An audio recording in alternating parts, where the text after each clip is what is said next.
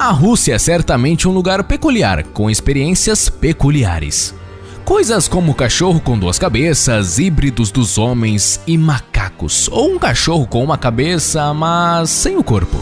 Antes de estabelecerem os códigos internacionais de ética, muitas experiências bizarras eram realizadas no mundo todo. Coisas completamente não humanas, sem o mínimo senso de compaixão. Embora a grande maioria dessas experiências foram ocultadas ou esquecidas, algumas foram tão chocantes que não conseguiram ser apagadas com o tempo. Um desses estudos foi o experimento russo da privação do sono. E se for verdade? O que acontece se você passar a não dormir? Não estamos falando cochilar ou dormir pouco. Estamos dizendo o que acontece se você não dormir. Se hoje em dia isso é uma dúvida e tanto, imagine meados da década de 50. Logo após a Segunda Guerra Mundial, isso era uma grande curiosidade. O governo russo pareceu bastante interessado nos efeitos que a privação do sono pode causar a uma pessoa. Além das análises médicas e científicas, seria interessante até mesmo como um método de tortura. Sendo assim, eles realizaram um experimento. Os pesquisadores selecionaram 5 voluntários que deveriam ficar acordados por 30 dias. Como seria tecnicamente impossível manter uma pessoa acordada de maneira convencional, eles utilizaram um gás experimental como estimulante, impedindo assim que as pessoas adormecessem. Os colaboradores da pesquisa eram presos políticos da Segunda Guerra, que se concluíssem o teste, teriam sua liberdade de volta. Os voluntários deveriam ser mantidos em um ambiente selado e monitorado com gás estimulante e oxigênio, ambas na medida certa para não influenciar os resultados da pesquisa. Dentro da sala havia uma câmera de segurança e microfones, além de todos os itens básicos para a sobrevivência humana. Coisas como água corrente, banheiro, comida, cama e até alguns livros. Nos primeiros 5 dias, tudo estava aparentemente bem. Os presos raramente reclamavam. O único aspecto diferente é que as conversas passaram a ser mais sombrias, mais traumáticas e sérias, o que deveria ser uma mudança de humor. Depois desses 5 dias, as cobaias começaram a apresentar uma paranoia severa, pararam de conversar um com os outros e começaram a sussurrar. Os comportamentos foram piorando consideravelmente até o 9º dia. Um deles começou a gritar com toda a força que tinha no pulmão. Esse voluntário gritou por 3 horas seguidas e de repente parou. Mesmo tentando gritar, não havia muita voz, o que levou os pesquisadores a acreditar que ele tinha rompido as cordas vocais.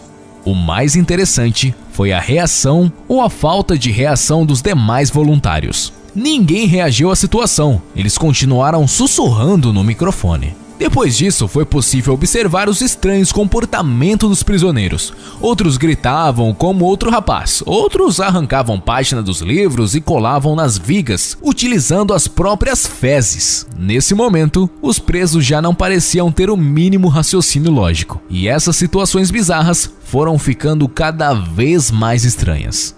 Em um momento de desatenção, os pesquisadores repararam que a câmera não estava mais funcionando, mas não conseguiram captar o que havia acontecido. Eles pensaram ser algum problema de curto-circuito. A experiência continuou com atenção ao microfone, já que eles não podiam ingressar na sala do experimento. No 12º dia, os pesquisadores checaram os microfones de hora em hora para ter certeza de que estavam funcionando, já que parece ser difícil 5 pessoas em uma sala sem emitir som algum. Mas através dos níveis de consumo do oxigênio, foi possível perceber que ninguém estava morto, pois ainda estavam respirando. Na manhã do 14º dia, os pesquisadores utilizaram um interfone dentro da câmara para observar a reação dos prisioneiros, já que não estavam dando sinais de vida. Os pesquisadores imaginaram que eles poderiam ter entrado em um estado vegetativo. E é nessa hora que a pesquisa foi completamente assustadora. Os cientistas disseram no microfone: "Estamos abrindo a câmera para testar os microfones. Fiquem longe da porta e deitem no chão. Caso contrário, nós atiraremos. A colaboração de vocês resultará em uma liberdade imediata." E um deles claramente respondeu de maneira leve e serena: "Não queremos mais sair." Várias discussões foram levantadas sobre a pesquisa, entre os cientistas e os militares. Sem a resposta adicional no interfone, foi decidido que a porta seria aberta e o experimento finalizado à meia-noite do 15º dia. O gás estimulante foi retirado da câmara e substituído por ar fresco. Nesse instante, se ouviu vozes no microfone reclamando da ausência do gás. Algumas delas chegaram a implorar. Exatamente à meia-noite, a porta foi aberta. Os soldados entraram e as cobaias começaram a gritar. Depois de um tempo, foi possível ouvir os gritos de horror vindo dos próprios soldados, depois de descobrirem o que tinha lá dentro. 4 das 5 cobaias estavam vivos, em partes.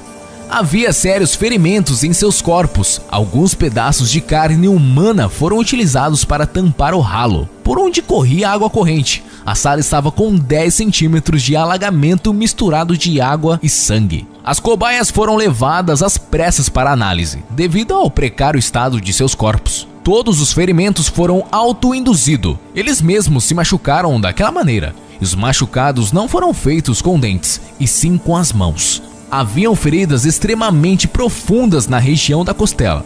Depois de uma análise feita aos seus tratos intestinais, foi possível perceber que os prisioneiros estavam alimentando da sua própria carne.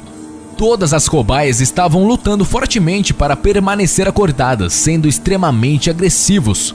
Um dos prisioneiros estava tão agitado que ele começou a se bater, tentando quebrar a própria costela e gritando muito. No processo, tentaram administrar uma dose de morfina 10 vezes mais do que o normal, mas não adiantou. Ele ainda lutava como um animal. Depois de 2 minutos, ele se acalmou e faleceu. A terceira cobaia que foi submetida à cirurgia se debateu fervorosamente ao tentarem aplicar um sedativo. Depois de aplicado, o mesmo não teve efeito algum. O homem continuava a se debater, chegando até mesmo a rasgar as pulseiras de couro que o amarravam na mesa de cirurgia. Depois de um tempo, ele se acalmou e seus olhos se fecharam. Nesse momento, seu coração parou e ele veio a falecer. Como os médicos já haviam perdido 2 cobaias, eles conversaram entre si sobre realizar a cirurgia sem um efeito anestésico. Um dos médicos sugeriu isso à segunda cobaia, e ele balançou a cabeça em sinal de aprovação. A cirurgia durou 6 horas. E após a cirurgia, a segunda cobaia estava viva. E além de tudo, acordada. Ele fazia um sinal de que queria dizer algo, então os médicos lhe trouxeram um papel e uma caneta. E a cobaia escreveu: "Continuem cortando." A última cobaia passou pela mesma cirurgia sem anestésicos. Ao contrário do último, ele podia conversar e a todo momento pedia encarecidamente para voltar para a câmara de gás. Quando os médicos lhe perguntaram o porquê eles precisavam tanto daquele gás, a cobaia respondeu: "Eu preciso ficar acordado." Para acalmar os sobreviventes, os médicos disseram que eles seriam colocados de volta ao gás. Nesse instante, eles ficaram mais calmos, embora agitados, para não caírem no sono. Só que antes de serem colocados na câmara, os médicos deveriam fazer uma última análise, a de suas ondas cerebrais. Então ambos foram colocados no eletroencefalograma, para que suas atividades cerebrais fossem analisadas. Eles analisaram primeiro a segunda cobaia, que não podia falar. Deitado em uma cama, ele permanecia agitado. O equipamento mostrou que suas ondas cerebrais estavam muito estranhas. Ora elas estavam ativas e às vezes inativas, como se o paciente estivesse sofrendo mortes cerebrais constantes. De repente, a cobaia se acalmou e seus olhos fecharam. Então suas ondas cerebrais mostraram uma falência completa. Seu coração também parou. O comandante então ordenou para que confinassem a última cobaia sobrevivente na câmara com gás. Nesse ponto, todos os pesquisadores e militares estavam completamente assustados com o resultado. No momento em que a última cobaia foi confinada, houve um último diálogo. Um dos pesquisadores, extremamente indignados com a situação, assustado, gritou antes de fechar a cobaia na câmara: "O que é você? Que tipo de coisa você se tornou?" Então, de maneira serena, a cobaia disse suas últimas palavras: "Livre." Não se tem mais registros sobre o que aconteceu depois. Embora a história do experimento russo nunca tenha sido comprovada, um livro escrito em 1998, apontam indícios do experimento. Esse livro era o resumo de alguns arquivos que foram abertos pelo KGB em 1995.